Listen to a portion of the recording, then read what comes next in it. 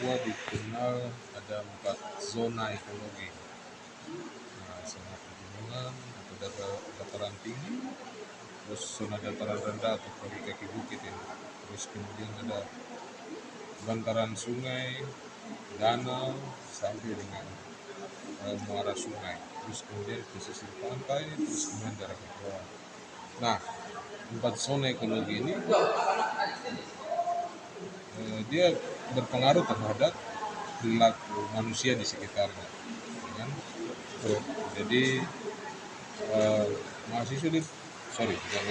manusia itu dia kan tetap bertahan hidup sesuai dengan zona ekologi. Jadi kalau ekologinya terganggu, otomatis kehidupan dan kemudian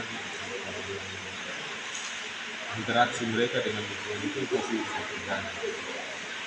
Gitu. Jadi sebenarnya pendekatan pembangunan di Papua juga itu harus melihat pada 4 zona ekologi itu. Jadi tidak hanya yang tadi kemudian dalam frame berpikir yang secara luas ini kita biasanya berpatokan dengan 7 wilayah adat kan, 7 wilayah budaya. Nah, tetapi kalau dari kacamata kita antropolog Papua itu lebih melihat pembangunan itu dia mengacu pada 4 zona itu, 4 zona ekologi yang ada di Papua itu. Jadi model pembangunan yang kita lakukan di daerah pesisir itu beda dengan yang ada di daerah rawa, ya kan? Yang ada di pinggiran danau, terus kemudian yang ada di dataran tinggi. Nah itu kan beda. Dari zona ekologinya kan sudah beda. Nah, apa? Bisa dicontohkan. Misalnya untuk contoh kita mau bikin, kita lihat dari rumah sehat. Rumah sehat yang sebenarnya dalam konteks tanda kutip, misalnya kita mau buat rumah di daerah dataran tinggi itu beda dengan rumah di daerah dataran rendah atau daerah pesisir kan. Misalnya di daerah pesisir pantai itu kan yang pasti harus ada jendelanya biar udaranya kan panas toh, biar banyak udara yang masuk. Nah sementara yang di daerah dataran tinggi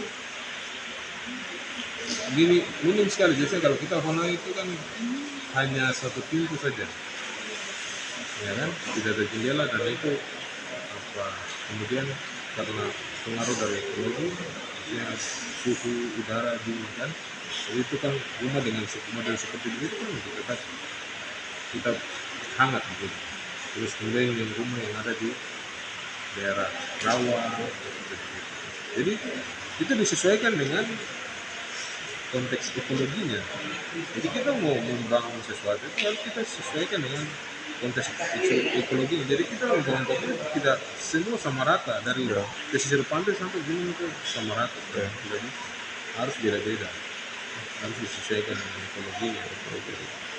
Nah, misalnya kita bicara tentang wilayah budaya ini kan juga dia lintas lintas ada wilayah administrasi, terus kemudian di wilayah budayanya juga ekologinya juga kadang beda-beda.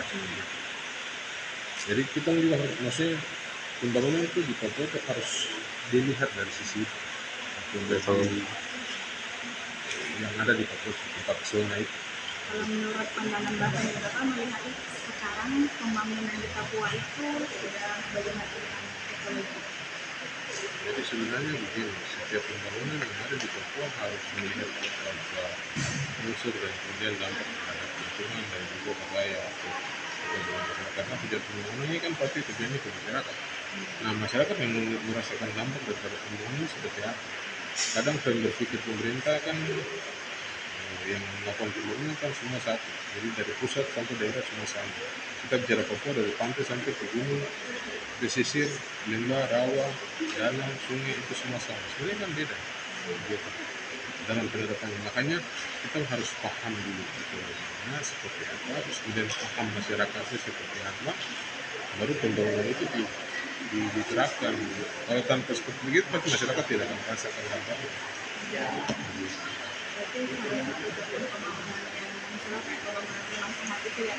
Ada banyak aspek yang lain.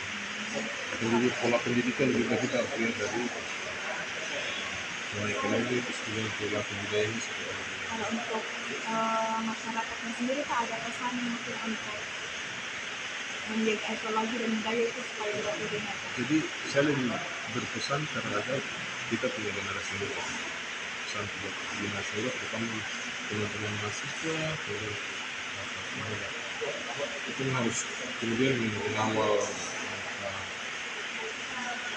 pelestarian pelindungan teknologinya dengan kemudian banyak belajar ya, banyak belajar, terus kemudian banyak berafiliasi dengan berbagai lembaga sehingga banyak informasi yang kemudian masuk dan kita paham terkait tentang bagaimana kita jaga lingkungan ini seperti apa, jaga ekologi kita di Papua ini seperti apa, karena seperti yang tadi disampaikan oleh narasumber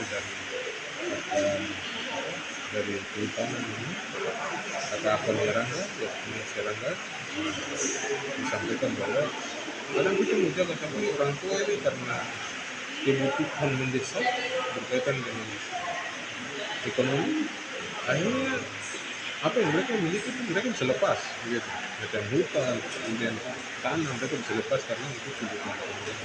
Nah aspek-aspek ini yang harus kita juga perhatikan, kira-kira cara bagaimana yang harus kita lakukan supaya orang tua atau kemudian keluarga kita tidak melepas tanah-tanah ini untuk kepentingan yang kemudian tidak melihat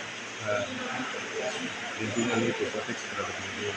Pembangunan itu kan harus yang berkelanjutan. Sekarang investor kan mereka tidak pikir barang itu, yang penting mereka pikir saya dapat apa, keuntungan apa yang saya dapat. Mereka akan lakukan dengan segala upaya segala cara untuk mereka bisa ambil apa yang menjadi keinginan mereka. Jadi sudah tawarin masyarakat seperti apa, mungkin tadi kakak udah tukar dengan beras kah, dengan bantuan apa kah, supaya langsung mereka kan dilakukan supaya dong bisa lepas wilayah mereka untuk ada aktivitas di situ, aktivitas mereka itu atau